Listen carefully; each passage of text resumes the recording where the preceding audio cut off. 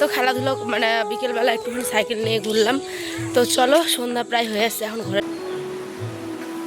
জীবন আর বাস্তব দুটোই একেবারে আলাদা আলাদা প্রান্ত, তাই না? যেখানেই যাও সেখানে কিছু না কিছু শেখার জিনিস অবশ্যই কিন্তু পেয়ে যাবে। Hello everyone, good morning, sorry good evening. Morning বলে বলে কিন্তু আমি অভ্যস্ত, কিন্তু আজ আমি বিকেলবেলা থেকে এই ব্লগটা শুরু করলাম। আজ মন শরীর দুটোই খারাপ, তাই ভাবলাম চলো কেননা বিকেলবেলা থেকে আজ ব্লগটা করি, কারণ আমরা তো ব্লগ আর ব্লগ তো আমাদের দিতেই হবে, তাই না? হ্যালো এভরিওয়ান, শুভ বিকেল। আমি আজ বিকেলবেলা থেকে ব্লগটা চালু করলাম। আজ এসেছিলাম বাইরে, দেখতেই পাচ্ছ এই যে আমাদের এদিকটা মাঠের দিকটা, এদিকে এসেছিলাম হচ্ছে আপলোড করতে ভিডিও। তো ভাবলাম চলো আজ সকাল থেকে কোনো কিছু শেয়ার করিনি তোমাদের। আসলে আজ আয়নের শরীরটা একটুখানি খারাপ ছিলেন, আর সাথে বরেরও। আর আমার এই যে চোখের এই জায়গাটা ব্যথা, দেখো এই যে এই জায়গাটা ব্যথা হচ্ছে চোখের। আকাশের অবস্থা এই যে এগুলো দেখছো, এগুলো কিন্তু জ্বালানি হিসেবে, ভুট্টার যে গাছগুলো শুকিয়ে গেছে এগুলো কিন্তু জ্বালানি হিসেবে ইউজ করবে। এই যে খাড়াগুলো দেখছো ওইগুলোতেই কিন্তু রাখবে। আর এইদিকে পুরো মাঠ ফাঁকা, যেখানে ভুট্টা গাছে ভর্তি ছিল। দেখো আকাশটাও আজ পরিষ্কার এখন। তো চলো, ভিডিও আপলোডিং আমার হয়ে গেছে, এখন আমি যাব ঘরে। আর বাড়িতেই আছে, চলো। এগুলোও কিন্তু জ্বালানি হিসেবে ব্যবহার হবে। তো এখন ঘরের দিকে যাই, চলো। আয়নের বাবারা কী করছে? আয়নের বাবা এখন দোকানে যাবে আবার, তাই তাড়াহুড়ো করছি, চলো। বিকেলবেলা মানেই কিছু আবার কাজ, আর সেই কাজগুলো নিয়ে একটা ছোট্ট গল্প। দেখো তো, এতগুলো বাসন দেখতে দেখতে আবার হয়ে গেল। আমাদের মেয়েদের যে কতবার সারাদিনে বাসন ধোয়া কাজ, তারপরে রান্নাবান্না করা, কাপড় ধোয়া, এই কাজগুলো কিন্তু ডাবল ডাবল করতে হয়। সকালে একবার, তারপরে রান্নাবাড়ি করার পরে খাওয়া দাওয়ার পরে একবার, আর এই যে বিকেলে আবার একবার। সত্যি এই করতে করতে দিন শেষে আমাদের সকাল থেকে রাত্রি কখন যে হয়ে যায় আমরা কিন্তু বুঝতেই পারি না, তাই না? সাথে কিন্তু এত কাজ, এডিট, বাচ্চা সামলানো, সমস্ত কিছুই আমরা করি।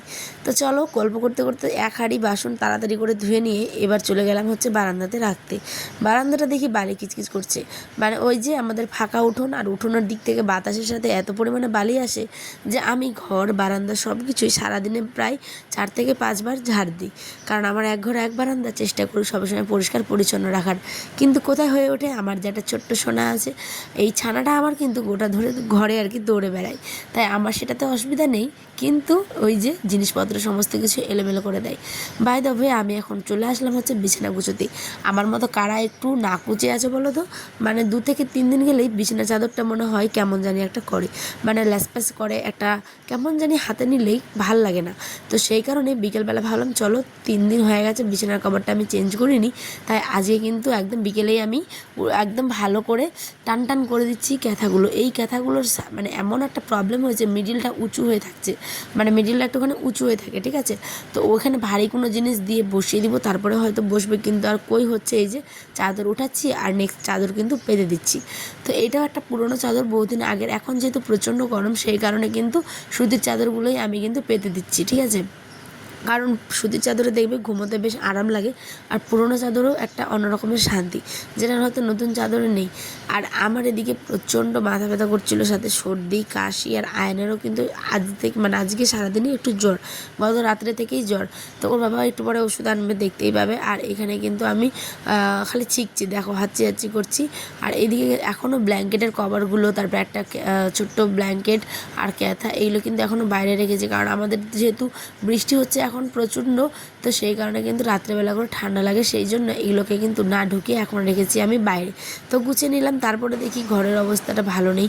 একটা ছোট্ট বারুন, এই হাটের দিন আর কি বারুনটা কিনতে দিতে হবে। এটা খুবই ছোট হয়ে গেছে আর কি, প্রবলেম হচ্ছিলো ঝাড় দিয়ে, তবু কষ্ট করে ঝাড় দিয়ে নিয়েছি। তারপরে দেখো সোফাটা ওদিকে ছিঁড়ে গেছে, কিন্তু কি করবে, তার আগে আমাকে মানে ঝাড় দিয়ে তো বের করতে হবে ঘরটা, তাই না? তাই ঘরটাকে আগে ভালো করে ঝাড় দিয়ে নিয়ে চলে আসলাম ফিনাইল নিতে। এই ফিনাইলটা কিন্তু আমি এই যে আমাদের বারান্দার শেডের উপরে রাখি। কেন বলো তো? আয়ন যেহেতু ছোটো এখনও, তো ওই অনেক সময় কী করতে পারে, হয়তো সেটাকে নেড়ে নিতে পারে, সেই কারণেই কিন্তু আমি ফিনাইলটা সবসময় উপরে রাখি। চলো এবার চটপট করে এইভাবে কিন্তু আমি ঢেলে নিচ্ছি, কারণ বোতলে একা হাতে পারবো না ঢালতে, সেই জন্যই এই কথা আর কি।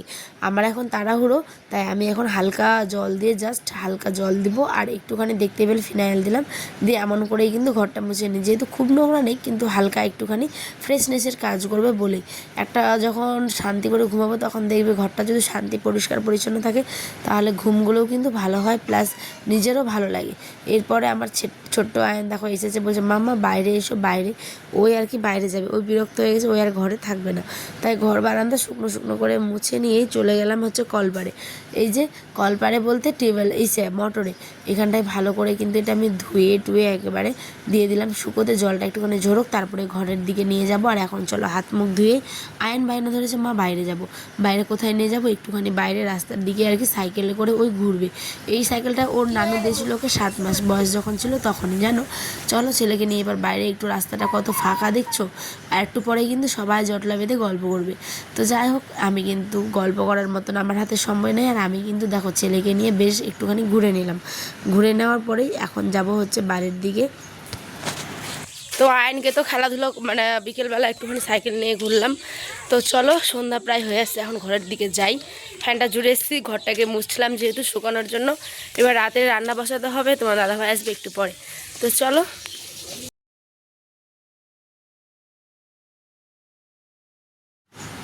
এসে নেই কিন্তু দেখো আমি বিছানাটা গুছিয়ে টুছিয়ে তো নিলাম, দেখতেই পেলে এই সাইডে বাইরের দিকে ছিল শোভাতে, তাহলে আমি এটাকেও গুছিয়ে ভাজ করে রেখে দিই, কেননা রিলস করেছিলাম, প্লাস আমার কিছু লাইভ ভিডিও ছিল শ্যুট, সেগুলো করলাম। তোমরা চাইলে কিন্তু দেখতেই পারো আমার রিলসগুলো বা আমার লাইভ ভিডিওগুলো অবশ্যই দেওয়া আছে, ভালো লাগলে অবশ্যই পাশে থেকো। আর এদিকে ছেলেটারও আমরা অসুস্থ বলে কিন্তু ছেলেটাকেও হাত মুখ ভালো করে ধুয়ে ফ্রেশ ট্রেশ করিয়ে এখন তাকে ওষুধ খাওয়াবো। ওর যেহেতু ঠান্ডা লেগেছে সেই কারণে পাউডারটাকে স্কিপ করলাম, পাউডারটা আজ দিইনি।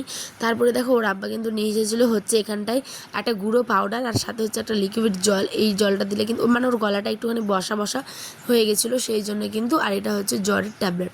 তো এখন ওই ওষুধটাকে একবার খাইয়ে দিব, 1 চিপি মানে 5 ml আর কি খাইয়ে দিব। আর জ্বরের ওষুধটা কিন্তু রাত্রে জল দিয়ে ঘুলে কিন্তু খাইয়ে দিব।